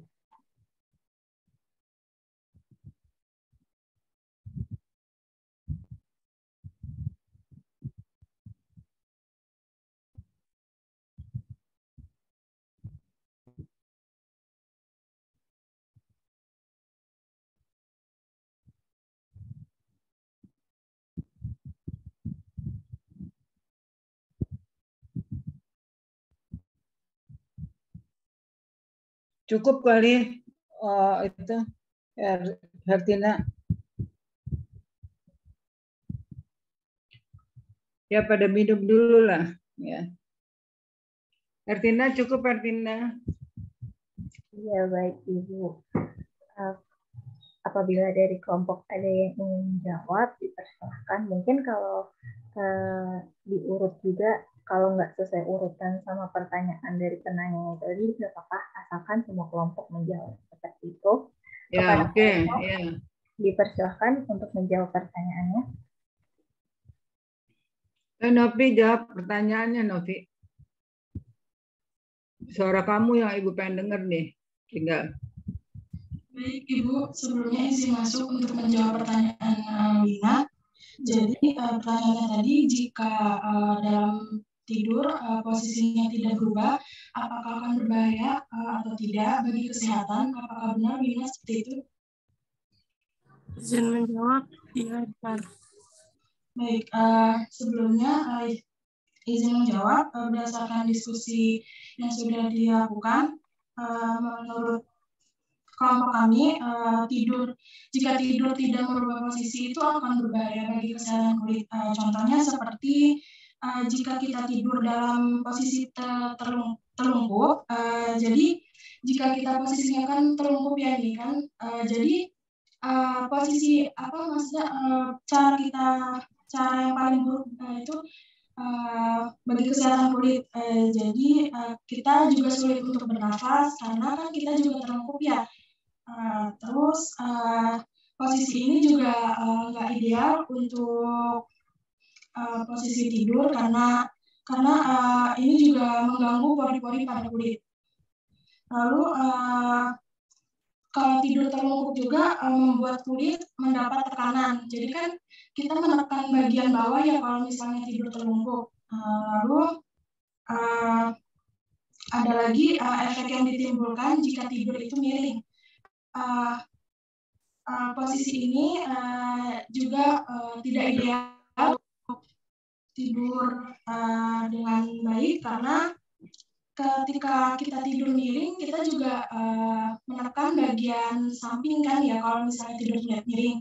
Lalu pembuluh darah akan pembuluh darah juga akan gimana ya, maksudnya pembuluh darahnya itu nggak lancar jadinya. Jadi itu akan membuat kulit juga tidak baik gitu. Lalu posisi tidur miring ini akan menekan tulang pipi dan memicu adanya suatu keriput pada satu sisi kiri ataupun kanan. Lalu jika kalau misalnya kita posisi tidurnya itu tidak berubah, kita kan tidur dengan menggunakan bantal ya. Kalau misalnya kita nggak berubah itu bisa menyebabkan jerawatan yang disebabkan kayak misal bantal tersebut spraynya tidak dicuci dengan baik ataupun tidak rutin dicuci jadinya kotor seperti itu. Apakah sudah terjawab, Wina? Jadi gini ya, kalau ya baik Ibu kasih masukan ya. Jadi kalau posisi itu sebetulnya selama dia tidak merasa nyeri ya. Dia menikmati posisi itu nggak masalah. Tapi yang bermasalah adalah yang akan mengganggu body alignment pada pasien, ya, pada pasien yang memang dia punya kelemahan, ya, terus dia berada di satu posisi sendiri. Nah, itu otomatis akan menekan bagian-bagian yang tertekan di situ, ya, dan bahkan akan menimbulkan kekakuan. Itu kalau pasien, tapi kalau orang biasa sih suka-suka dia, yang penting dia nyaman gitu loh, dia nggak ada masalah. Ya memang mungkin akan suatu saat akan muncul masalah, tapi kalau misalnya orang itu laki-laki nggak ada masalah. Tapi kalau orang perempuan biasanya setelah dia pernah melahirkan atau hamil, dia nggak akan lagi tidur terlungkup, karena itu kejadian sama saya. Saya tuh hobinya tidurnya dulu terlungkup waktu masih muda, ya. Tapi setelah saya melahirkan anak satu, saya nggak pernah lagi terlungkup, ya gitu. Setelah melahirkan, ya. Jadi itu udah otomatis. Jadi posisi itu adalah mungkin posisi yang digemari oleh orang itu, gitu, ya. Nah, yang berbahaya posisi adalah posisi telentang karena cairan akan naik ke bagian diafragma sehingga menekan ekspansi pernapasan, ya. Akhirnya di situ tuh yang orang suka lewat. Kalau orangnya gendut apalagi kalau dia telentang. Jadi dianjurkan adalah posisi miring, ya gitu. Jadi miring, dan di dalam Al-Quran juga hadis juga dikatakan tidur itu akan lebih baik malah katanya miringnya ke kanan, ya kan gitu kalau orang Muslim, ya kan gitu menghadap kiblat. Nah kalau misalnya ini ya kita tinggal miring kiri miring kanan aja. Gitu, paham ya? Jadi yang bahaya itu untuk pasien. Kalau untuk orang normal sih kayaknya ya cari posisi yang enak untuk dia. Makanya saya bilang ke Anda pada saat memberikan posisi, jangan menurut kita enak tapi pasien nggak enak. Tanyakan, Ibu, apakah posisinya udah nyaman? Gitu. Biar saya bantu mau dinaikin lagi posisi kepalanya atau enggak, karena kan dia untuk angkat badannya nggak bisa, ya kan, gitu. Makanya kita tanya sama dia, enak nggak usah malu-malu ya Bu, gitu kan. Biasanya pasiennya malu tuh. Kalau saya langsung saya tembak gitu, jangan malu-malu ya Bu, saya bantuin gitu. Ya paham ya? gitu, nolak. Jadi pada prinsipnya kembali, kalau orang umum biasa mah itu kembali kenikmatan dia seperti apa, ya gitu. Oke? Ya, Nah baik. itu posisi, ya. Oh, maaf. Kita lanjut lagi sekarang. Tadi dari yang tidur sama itu tadi si ini ya, Satwina ya. Jadi nggak apa-apa Satwina, tergantung orang dia. Kamu tanya aja sama teman kamu, dia nyaman nggak tidur gitu. Kalau dia memang tidurnya merasa nyaman ya nggak masalah ya. Nah, cuman emang tidur terlengkup itu nggak dianjurkan di dalam Al-Quran dan Al-Hadis ya kan gitu. Yang saya pelajari ya gitu. Oke, sekarang Iya, baik. kita lanjut pertanyaan berikutnya. Bisa dilanjut ke pertanyaan berikutnya ya, Ibu. Kepada ya, silakan. Bila ingin menjawab, mungkin dipersilahkan untuk menjawab pertanyaan tadi. Tersisa pertanyaan dari Moya, Juliana, dan saya. Pada kelompok dipersilahkan. Mungkin dari kelompok bisa raise hand dulu juga untuk menjawab.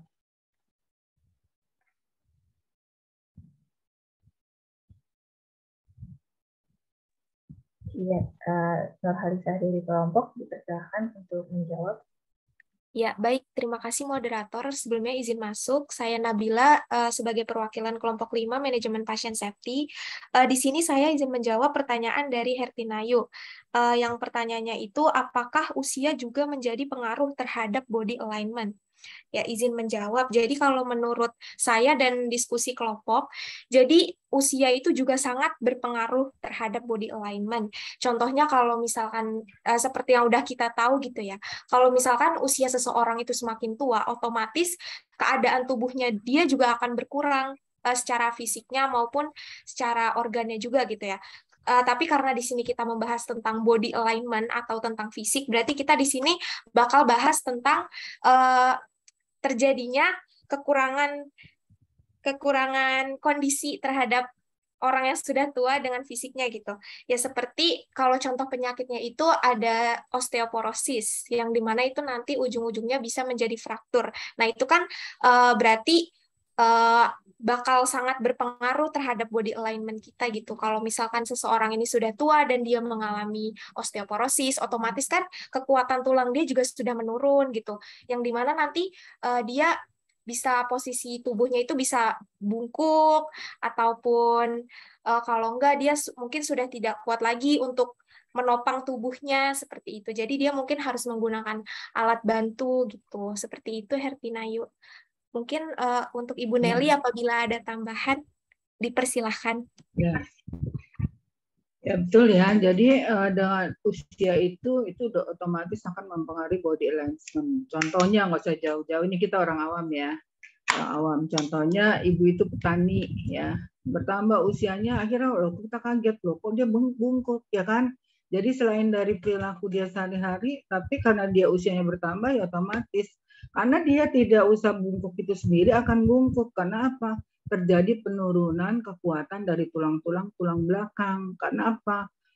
Pada saat itu kan kalsium lepas dari tulang-tulang ya gitu. Makanya kenapa dianjurkan untuk menggunakan kalsium ya sehari-hari kita. Itu mulai usia 30 dianjurkan untuk begitu karena itu sudah terjadi mulai pelepasan. Satu lagi yang Ibu ingatkan, mumpung kamu masih muda, Ibu sekarang nggak mau untuk naik ke tangga ya. Karena apa? Perubahan pola hidup, gaya hidup. Karena apa? Sering turun naik mobil. Jadi saya nggak pernah yang namanya. Tadinya saya olahragawan. Ya saya sendiri dulu olahraganya karate loh. Jadi sering lari, sering segala macam. Ya tapi setelah saya menikah sibuk, saya jarang olahraga. Ya gitu. Nah terus turun naik mobil. Ya gitu. Kalau dulu kan ngejar-ngejar bis awalnya. Nah setelah itu pas sudah ada mobil pribadi, kebetulan suami saya nggak baik ya, jadi saya sering dijemput gitu ya. Jadi itu semua nggak kejalanin nama kita. Nah itu salah satu juga merusak. Akhirnya ibu nggak mampu loh naik tangga sekarang. Nah makanya ibu bilang kalau kamu masih muda gunakan tangga itu sebaik-baiknya. Sementara saya rindu untuk naik tangga. Saya tuh lari kalau naik tangga waktu itu. Ya gitu, cucut gitu. Sekarang saya nggak mampu. Jadi hindari lift. Itu juga mengganggu gaya hidup kita. Karena orang Korea coba, orang Jepang kan kurus-kurus ya. Kenapa? Karena dia biarin ada tangga, dia naiknya yang saya lihat ya, orang Thailand sama. Jadi dia kalau kita nyari-nyari lift, nggak ada lift di situ. Yang ada tangga. Pantesan dia langsing semua, ya kan gitu. Ya, jadi itu gaya hidup itu sangat berpengaruh terhadap tadi perubahan body alignment. Ya, nah Ibu kasih tahu kamu nih, mumpung kamu masih cantik-cantik, belum berlebihan berat badannya, belum kakinya juga belum untuk akan terjadi osteoporosis ya gitu. Nah, sehingga gunakan tangga itu sebaik-baiknya. Ya, jadi itu bukannya kita hemat listrik, enggak, orang saya aja kepengen cuman sampai di atas yang ngos-ngosan gitu. Ya, naik tangga kantor, tangga kampus kita. Ya, dulu mah saya lari-lari di situ. Ya, gitu. Itu sejak tahun 2015 waktu kerasanya. 2010 saya masih bisa, 2014, 2015 sudah nggak bisa pelan bawaannya.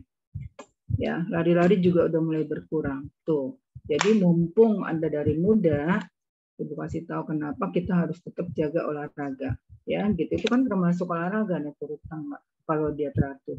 Ya.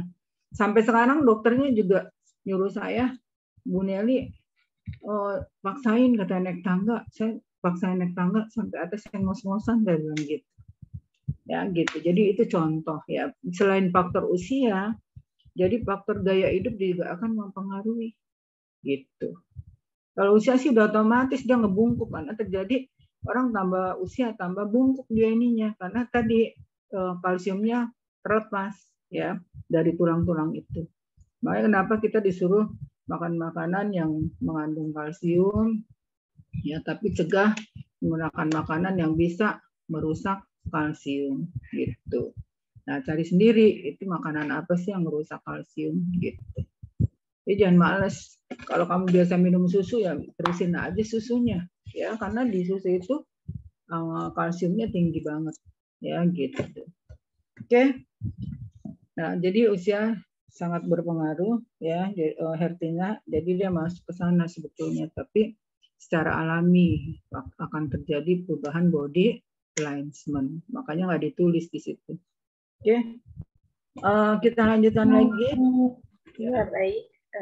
Terima kasih kepada kelompok dan Ibu yang sudah menjawab pertanyaan. Selanjutnya untuk pertanyaan dari Angeliana dan Mia kepada kelompok, dipersilakan untuk menjawab. Ya, Najwa dari kelompok 5 dipersilakan. Ya, baik. Terima kasih izin masuk moderator. Najwa dari kelompok 5 izin untuk memberikan jawaban pada pertanyaan Moya. Oke, terkait pelayanan istirahat dan tidur, apa yang bisa kita lakukan sebagai perawat bila menjumpai pasien yang sedang sendirian dan mengalami gangguan pada istirahat atau tidurnya, dan disebutkan tadi insomnia pada pasien tersebut. Jadi menurut diskusi kami dari kelompok itu, kita bisa biasanya insomnia itu terjadi karena faktor stres ya teman-teman. Lakukan itu dulu, diawali dengan langkah-langkahnya. Tadi kamu kan bagus tuh ngejelasin itu. Oh iya, supaya baik. tahu permasalahan pasien apa yang kamu lakukan ya kan gitu, sampai kamu tahu akhirnya dia oh insomnia ya kan gitu. Oke, dimulai dari apa kamu taunya? Iya baik Ibu. Biasanya kalau kita identifikasi dulu lingkungannya Ibu, apakah itu berisik atau mungkin cahaya lampunya terlalu terang kah? Karena kan biasanya insomnia itu karena stres ya, ataupun rasa tidak nyaman dari pasien sehingga pasien itu nggak bisa tidur. Berarti kita perhatikan dulu bagaimana lingkungan pasien saat tidur tersebut, dari kasurnya, posisinya, langsung temperatur, suhunya. Lalu setelah itu, kalau misalkan kita sudah mengetahui faktor dari luar yang bisa kita kurangi, yang bisa kita kendalikan, baru kita dan bisa mengurangi itu ketika pasien merasa nyaman, berarti itu sudah tercapai ya. Kita bisa mengurangi insomnia pasien. Tetapi kalau dari dalam, misalkan pasien itu merasa stres karena nyeri, berarti itu kan butuh pengkajian atau tindakan yang lebih lanjut. Begitu. Lalu yang untuk insomnia ini kita juga bisa melakukan pola tidur pasien seperti yang udah dijelaskan tadi itu, pola tidur atau aktivitas tidur pasien. Jadi mungkin karena pasien terlalu banyak tidur siang ataupun karena tidak melakukan apa-apa, sedang beristirahat di rumah sakit, jadi dia hanya makan, tidur, menerima perawatan, biasanya kan seperti itu ya. Berarti untuk kedepannya ataupun untuk perawatan selanjutnya, kita lakukan pada pasien itu jangan menganjurkan untuk tidur siang, kita lakukan berbagai aktivitas, entah itu kita mengajak pasien berjalan, ataupun entah itu mengajak pasien berkeliling dan berbicara, atau berkomunikasi agar pasien itu tidak pada saat siang hari itu tidak tidur, tidak pasif begitu. Jadi setelah pasien merasa itu kan pasti mengeluarkan tenaga ya, baik itu walaupun hanya berkomunikasi juga tetap mengeluarkan tenaga, itu bisa membuat pasien lelah yang hingga pada saat malam hari dia bisa tidur dengan nyenyak karena pada saat siang dan paginya itu beraktivitas dengan maksimal sesuai dengan kondisi tubuhnya dibandingkan sebelum-sebelumnya. Begitu, Moya, apa jawabannya bisa diterima? Ya, jadi baik ya. Pertama, jadi kita harus melakukan identifikasinya dulu, ya gitu. Identifikasi apa Pak yang dirasakan. Terus biasanya emang Bapak biasa nih tidurnya sampai malam, ya kan gitu. Nah, terus dia bilang saya memang biasa malam. Nah, biasanya penyebab karena malamnya kenapa gitu. Nah, itu juga ada sebabnya. Apakah dia lagi stres pekerjaan kayak Ibu jam 2 malam Ibu belum tidur loh. Ya karena apa? Kerjaan itu numpuk, ya gitu. Itu juga bisa menyebabkan insomnia, ya gitu. Nah terus kita nanya lagi sama dia, biasanya Bapak kalau misalnya mau tidur tuh biasanya ngapain dulu ya gitu. Jadi langkah-langkah itu kita pakai, ya.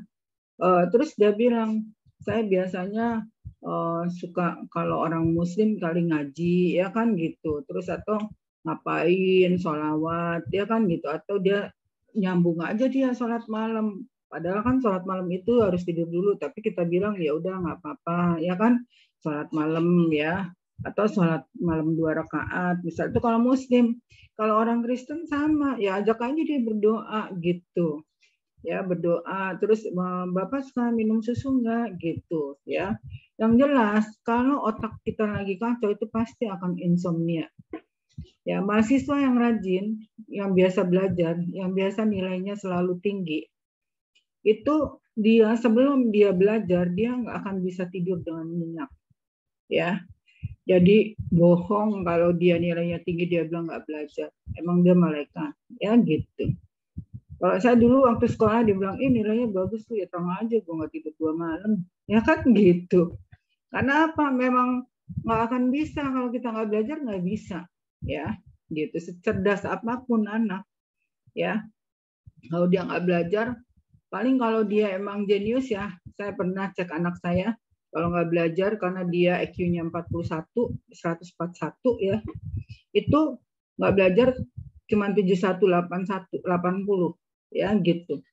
Tapi kalau dia belajar bisa sampai full 100. Tuh. Jadi emang belajar itu pengaruhnya besar gitu loh. Jadi nggak mungkin orang yang nggak belajar itu bisa, jujur aja. Ya, jadi seperti itu. Nah, itu kadang-kadang orang yang seperti itu juga nggak bisa tidur. Nah, coba deh nanti kamu pelajari. Jadi karena dia merasa, pokoknya gue harus ngambil nilai yang begini, ya kan. Pokoknya gue harus nanti nilai gue bagus lah gitu, supaya nanti masuk kerja gampang, ya kan gitu. Jadi kan dia udah mulai akumulasi dari UTS sampai dengan UASnya sampai prakteknya juga dia hati-hati kayak gitu. Itu aja udah bisa bikin dia insomnia, ya gitu. Sama Ibu, takut ditegur atasan, ya udah itu udah jadi kebiasaan sama dia tidur malam gitu. Kamu suka Ibu WA nggak malam-malam? Ibu suka nge-WA malam, ya gitu. Ada mahasiswa, loh Bu, Ibu belum tidur, ya kan gitu. Ya Ibu belum tidur, lagi banyak kerjaan gitu. Ya, jadi seperti itu gambarannya.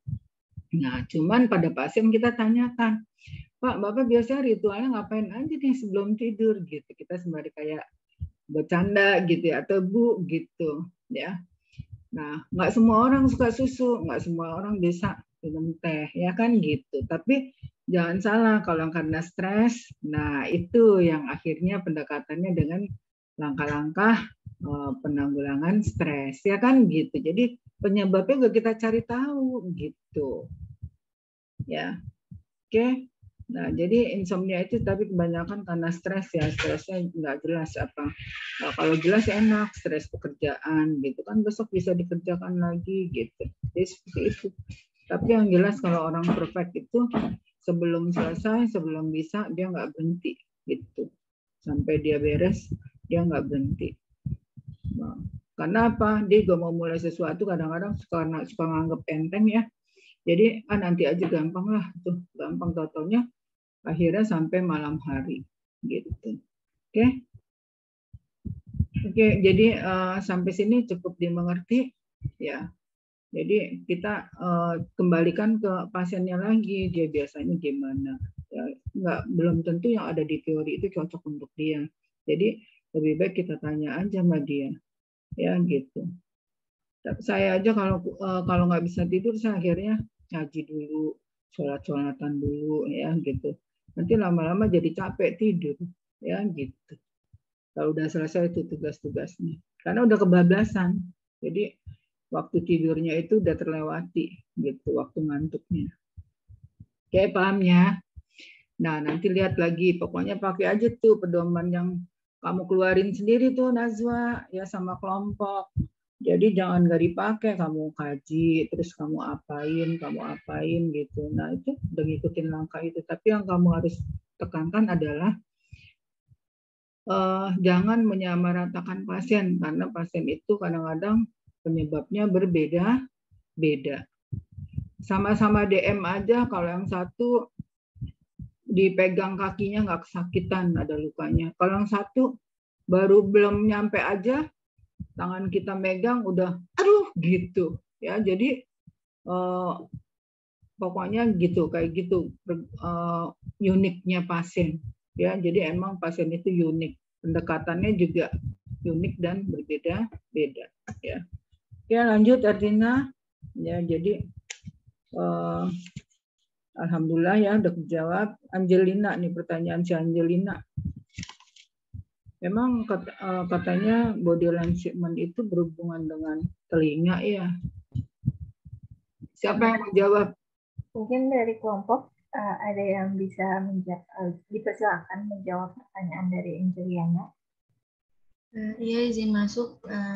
Saya Nola dari perwakilan kelompok ingin menjawab pertanyaan Angeliana.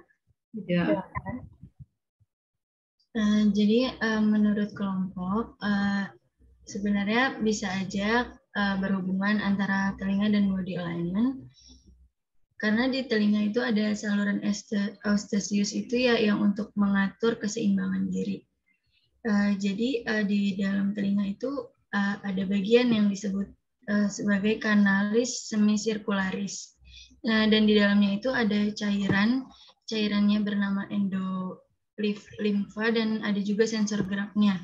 Jadi sensor geraknya itu ngirim pesan dulu ke otak untuk memberitahu tubuh kita supaya tetap menyeimbangkan tubuh. Habis itu otak akan merespon, terus memberikan perintah kepada otot-otot untuk berkoordinasi sehingga tubuh kita dapat seimbang. Jadi menurut saya kalau misalkan di telinga itu menyuruh tubuh kita untuk seimbang. Jadi dia yang mengkoordinasikan otot-otot untuk membuat tubuh kita tetap seimbang. Sedangkan untuk body alignment ini yang dibahas di sini adalah keseimbangan postur tubuh. Jadi kita ketika berdiri, kita menggunakan postur tubuh, body alignment kita dapat seimbang. Seperti itu. Ya. Itu kan di bagian telinga ya, karena cairannya, sehingga kalau itu terguncang langsung tidak seimbang. Tapi pusat keseimbangan sendiri ada di mana? Ada di mana? Udah belajar itu kan ilmu apa tuh anatomi fisiologi?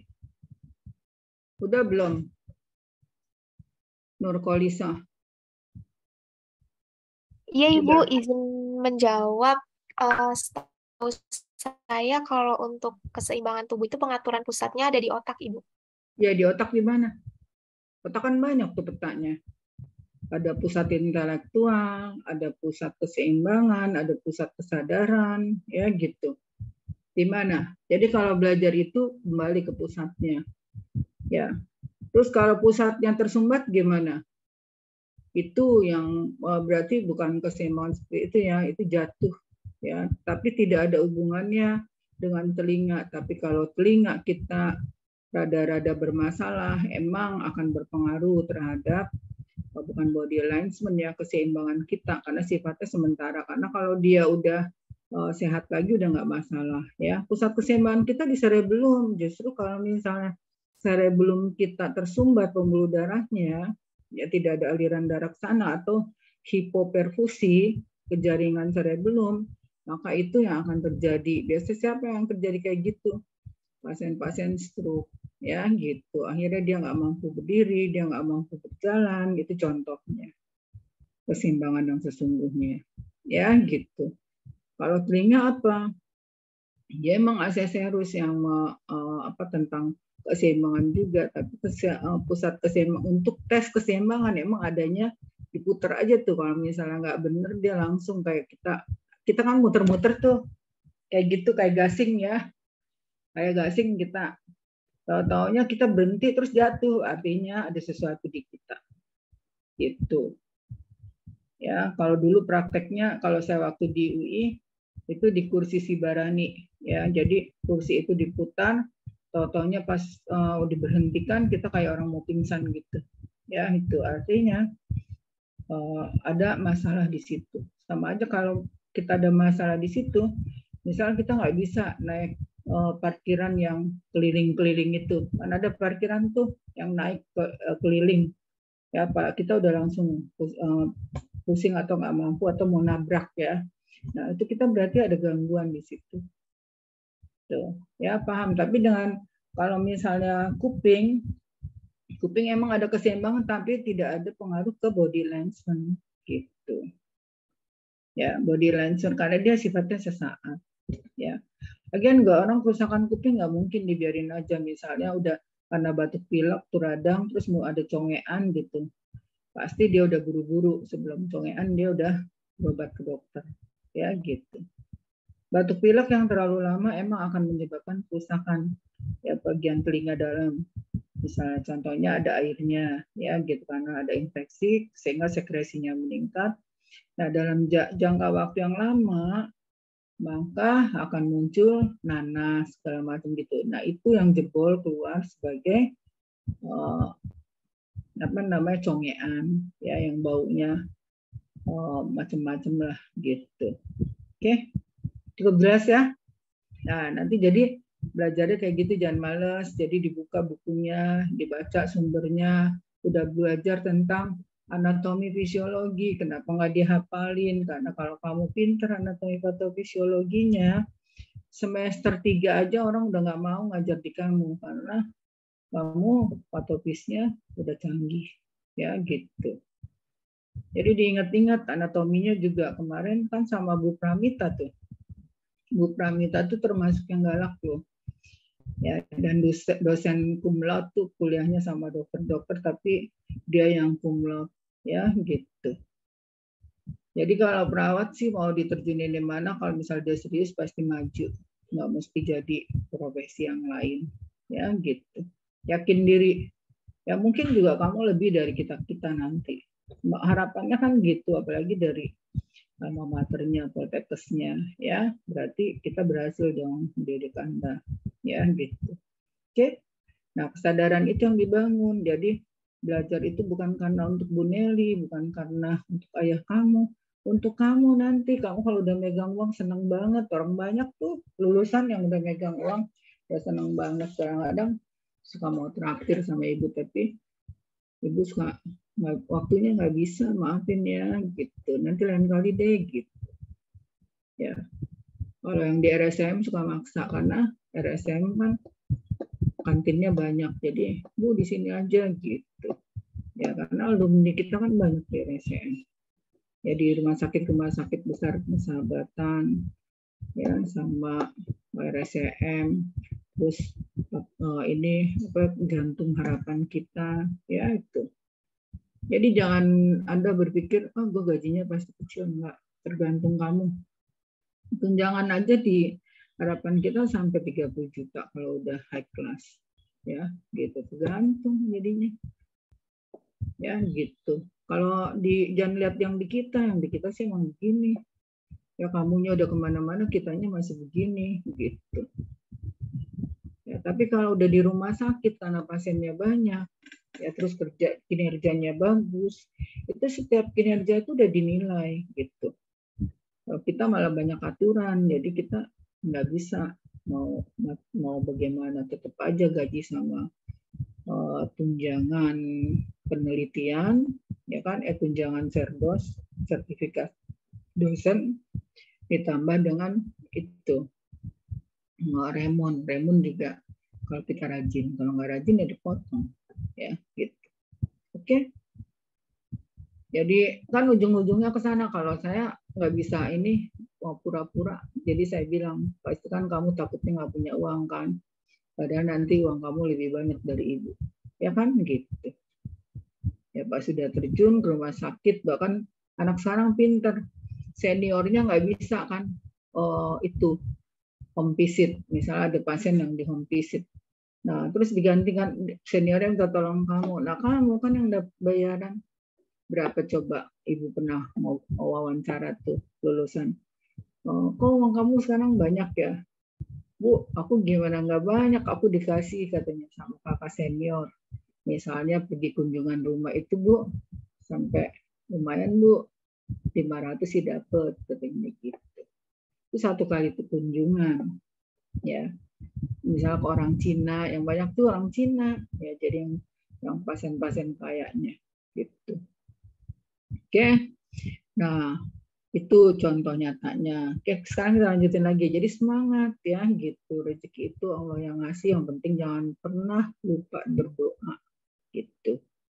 Ya, terus yakin sama profesi kamu sendiri bahwa kamu juga bisa menonjol. Orang tuh nggak ahli di semua bidang, tapi dia ahli di bidangnya masing-masing. Ya, itu yang perlu kamu catat. Oke. Lanjut, masih ada nggak? Izin Ibu, waktunya sudah habis. Iya, Ibu juga udah capek, Ibu dari pagi ngajar. Ya, baik ya. Ya, silakan ditutup. Ibu, saya karena pertanyaan dari teman-teman juga sudah terjawab semua, dan juga ada banyak beberapa tambahan dari Bu Nelly juga mengenai jawaban dari kelompok 5 untuk menjawab pertanyaan teman-teman. Mungkin saya cukupkan presentasi dari kelompok 5. Terima kasih Bu Nelly atas tambahannya dan atas saran dan masukannya. Lalu juga terima kasih kepada kelompok 5 atas pemaparan materinya yang hari ini cukup jelas, cukup bagus, dan jawaban dari pertanyaan-pertanyaannya pun langsung kepada contoh di kehidupan sehari-harinya, seperti itu. Sekian, saya moderator izin menutup pemaparan materi kelompok 5. Kurang lebihnya mohon maaf apabila ada kekurangan di saya dan di kelompok. Wabillahi taufiq wal hidayah. Wassalamualaikum warahmatullahi wabarakatuh. Waalaikumsalam. Makasih ya, Ertina juga bagus kok penampilannya ya. Udah kayak profesional banget ya. Oke, kita kasih aplaus dulu ya.